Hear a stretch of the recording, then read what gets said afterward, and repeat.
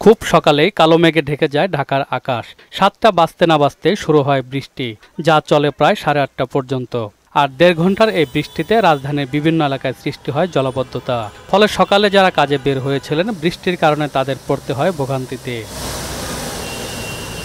স্থানীয়দের অভিযোগ, পানি অপসারণের ব্যবস্থা না থাকায় সামান্য বৃষ্টি হলে জলাবদ্ধতার সৃষ্টি হয়। সবগুলা ড্রেনে মুখ ভাঙ্গা, গাড়ি পইরা যায়, মানুষ পইরা যায়, দুইজনে হাত পয়সা গলা ভাঙছে। পানি বেজে গেছে, বাসার সামনে সব আসতে পারছি না, জুতা নিয়ে হেঁটে যাইতেছে। 1 ঘন্টায় বৃষ্টিতে পানির তলে যায়, এই সময় তো কে দেখবে?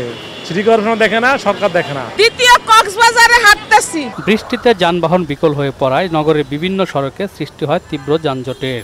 ফলে নির্দিষ্ট গন্তব্যে পৌঁছতে নানা সমস্যায় পড়তে হয় কর্মস্থলগামী মানুষকে। সিএনজি নষ্ট হয়ে পানির জন্য আমরা গাড়ি চালাতে পারি না, অনেক সমস্যা। জ্যামটা খুব বেশি বেড়ে গেছে এবং গাড়ি চালাতে খুব সমস্যা হচ্ছে। যেমন এই সিএনজি গুলো দেখেন, পানি লাগলে ওরা বন্ধ হয়ে যাচ্ছে। অনেকগুলো গাড়ি আটকে গেছে, যার কারণে আমাদের মোটরসাইকেল নিয়ে যেতে ডান পাশে আসতে খুব কষ্ট হচ্ছে। বৃষ্টিপাতের কারণে অতিরিক্ত ভাড়া আদায়ের অভিযোগ করলেন অনেকে। যাইতাছি রিক্সা যে যায় বাসার সামনে থেকে 20 টাকা দিয়ে যায়, ওই জায়গায় 50 টাকা ভাড়া চাইতেছে। আমার কোচিং 12টা বাজে, আমি যাইতে পারতেছি না।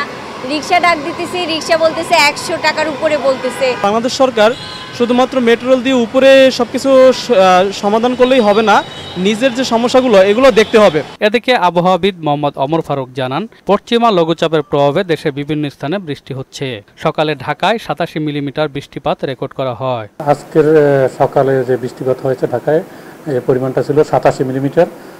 পাশাপাশি এর সাথে দমকা হাওয়া ছিল 7:42-এর সময় ঘন্টায় 52 কিলোমিটার বেগে। আগামী 14 মে পর্যন্ত বৃষ্টিপাত অব্যাহত থাকবে বলেও জানান তিনি। আগামী 13-14 তারিখ পর্যন্ত অব্যাহত থাকার সম্ভাবনা রয়েছে। এরপর বৃষ্টিপাতের পরিমাণটা কমে আসবে। এমদাদুল হক খান, মহানগর সংবাদ, ঢাকা।